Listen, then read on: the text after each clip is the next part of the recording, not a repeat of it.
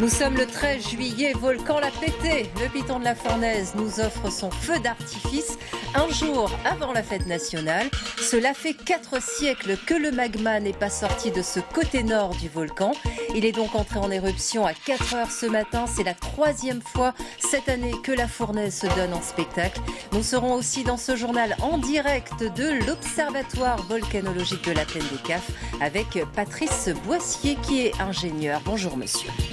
Découvrons ensemble les images des premières fontaines de lave au piton de la Fournaise. Le volcan s'est réveillé à 4 heures ce matin après une forte crise sismique. Le magma est remonté à la surface sur le flanc nord du massif volcanique. Au moins 3 fissures observées. C'est d'ailleurs historique. Cela fait 400 ans, 4 siècles que la lave n'était pas sortie de ce côté du volcan.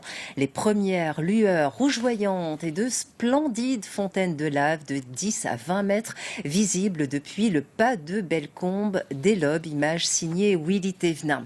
C'est donc les vacances, vous êtes déjà très nombreux à prendre la direction du pas de Bellecombe pour aller admirer le spectacle, la féerie de la Fournaise qui nous illumine toujours autant. Les hélicoptères également font le plein de touristes, autant dire que ceux qui avaient réservé leur place ce matin étaient les premiers servis, les premiers à découvrir l'éruption au lever du jour. Éric Dufour, Willy Thévenin. C'est la 3e éruption du volcan depuis le début de cette année. L'activité s'est déclenchée au cours de la nuit et à 8 heures ce matin, l'Observatoire volcanologique de la Réunion avait observé 4 fissures actives situées sur les hauteurs de Chapelle de Rosemonde. Elles se sont ouvertes en parallèle des sentiers de randonnée avec un débit de lave relativement faible comparé aux dernières éruptions du mois d'avril. Jusqu'à présent, les fontaines de lave n'excèdent pas les 20 mètres de hauteur et les coulées de cette même lave s'étendaient en fin de matinée sur environ 200 mètres. Une éruption plutôt classique, toujours selon l'Observatoire, mais elle s'est produite au nord du volcan, un emplacement atypique. Des volcanologues se sont rendus sur place pour effectuer des prélèvements de lave. Elles sont analysées car leur composition donnera une idée de la durée éventuelle de l'éruption.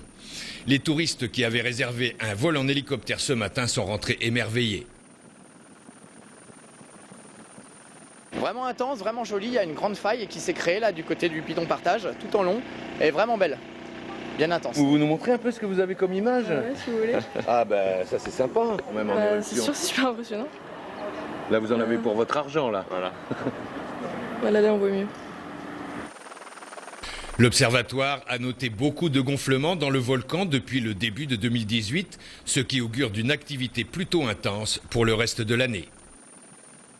Cette éruption va-t-elle s'inscrire dans la durée? Nous ferons le point dans un instant avec l'Observatoire à la Plaine des Cafres. Au pas de Bellecombe, grosse affluence attendue tout ce week-end. Malgré le froid et le vent, les premiers randonneurs et les premiers spectateurs ont pris la route très tôt ce matin, tout comme notre équipe, Patrick Smith et Daniel Fontaine. Du pas de Bellecombe, le spectacle est grandiose. Les coulées et les fontaines de lave sont visibles à l'œil nu. Avec des jumelles, c'est encore mieux. Et disposer du volcan en éruption lorsque l'on est touriste et que l'on vient d'Allemagne, c'est pratiquement inespéré. C'est un spectacle ici. Hein. On a prévu de faire des promenades ici, des sentiers, mais on ne peut pas aujourd'hui, je pense. C'est fermé tout, je pense. C'est une belle récompense là quand même. Oui, mais ça c'est spectaculaire pour nous. Merci. C'est du vol, oui, c'est superbe, magnifique. Vous avez un sourire en tranche papaye, c'est la première fois? Oui, c'est la première fois. Alors? Magnifique. C'est ce spectacle, mais on s'y attendait pas.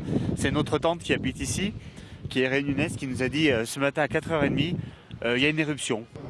Dès que ça se dégage, ça devient magique. Une éruption, c'est toujours formidable. Et lorsque l'on a la chance d'être en direct au pas de Bellecombe et d'avoir les laves qui jaillissent donc à quelques centaines de mètres, peut-être quelques kilomètres plutôt devant vous, et bien ça crée la magie, cette magie du volcan que tout le monde aime et que tout le monde attend de voir ici à La Réunion. On adore et sans modération, du jamais vu depuis 400 ans. Bonjour Patrick Boissier, vous êtes ingénieur à l'Observatoire volcanologique à la Plaine des Cafres. Alors la Fournaise fait le show et inscrit une nouvelle page de son histoire. 4 siècles, monsieur, que le magma n'était pas remonté sur le flanc nord du volcan. Est-ce qu'on peut y apporter déjà une première explication scientifique à ce phénomène ? Alors plutôt un constat, effectivement on est sur une zone qui n'est pas une zone préférentielle d'éruption, ce qu'on appelle les rift zones. Donc de là à avancer une explication, ça serait peut-être encore un peu précoce, mais voilà, effectivement c'est assez atypique à ce titre. Où est précisément localisée l'éruption ?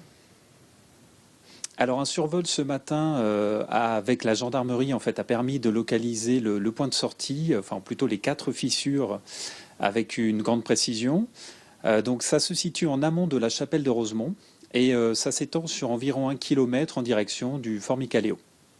Quel est justement l'état du sentier de la chapelle Rosemont ?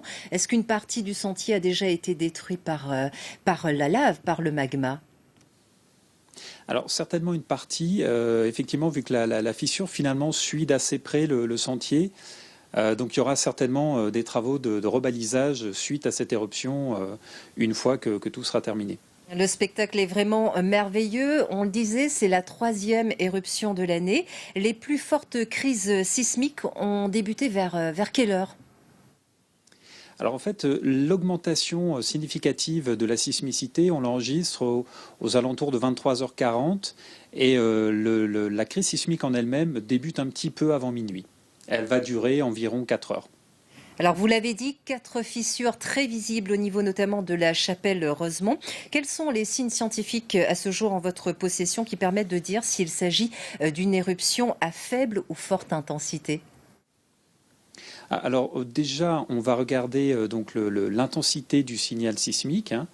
Donc c'est une donnée assez intéressante qui nous donne une assez bonne idée de l'intensité de l'éruption et de l'intensité des fontaines de lave.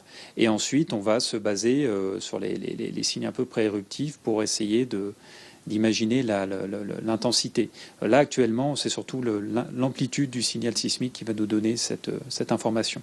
Merci Patrick Boissier en direct de l'Observatoire volcanologique de la Plaine des Caps. Je rappelle que vous êtes ingénieur à l'Observatoire. On se quitte avec les images du piton de la Fournaise qui est entré en éruption à 4 heures ce matin. 4 siècles que la lave n'était pas sortie du côté de la chapelle Rosemont sur le flanc nord du volcan. Excellent week-end à tous, à lundi, midi et demi.